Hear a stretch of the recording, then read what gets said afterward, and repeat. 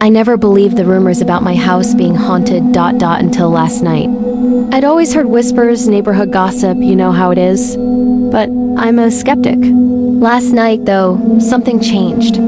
I heard a sound coming from the basement, a slow, dragging noise, like someone moving heavy boxes in the dead of night. The problem is, I live alone. And when I finally worked up the courage to open that basement door, I realized something had been waiting down there for a very, very long time.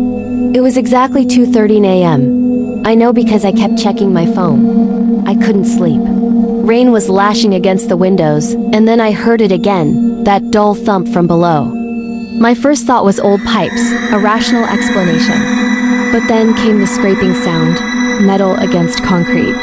My blood ran cold. I grabbed my phone, switched on the flashlight, and crept towards the stairs.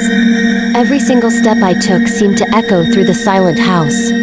As I got closer to the basement, the air turned colder, damp, and carried this faint, musty smell, almost like something old and decaying. When I reached the basement door, I saw something that made my heart stop.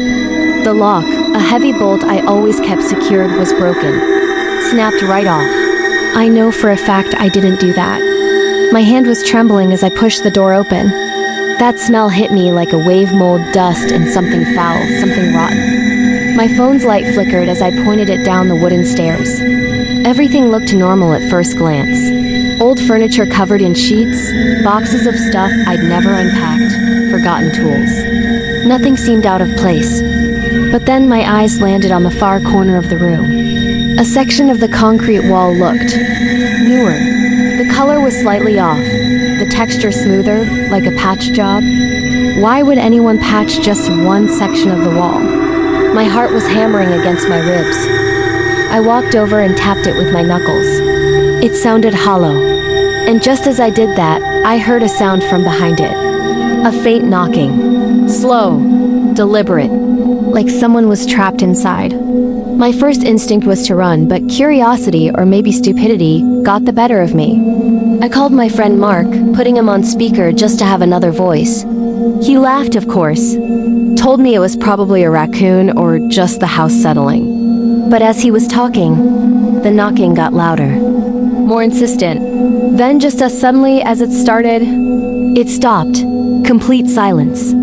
I spotted a hammer lying on a nearby workbench. I don't know what possessed me, but I grabbed it and started hitting the wall. The first few swings just sent clouds of dust into the air, but on the fourth hit, a huge chunk of concrete crumbled and fell away. And there, behind it, was a small wooden door. Old, dark wood, nailed shut with rusty nails.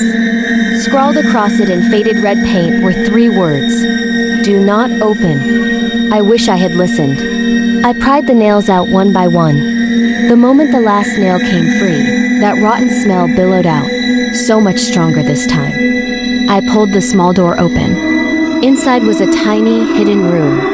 In the center sat a single wooden chair. Next to it, an old video camera on a tripod. And on the floor, a dusty box full of tapes, each labeled with a date, all from years before I ever moved into this house. I picked one up, my hands shaking, and put it in the camera. The screen flickered to life with static, then a dim, grainy image appeared. It was a person tied to that exact same chair, screaming, begging for help. The basement in the video. It was my basement, and that's when I heard it again. The knocking. But this time, it wasn't coming from inside the wall. It was coming from right behind me. The camera slipped from my grasp and crashed to the floor. My phone's flashlight flickered violently and then went out, plunging me into total darkness. In that final, split second of light, I saw it.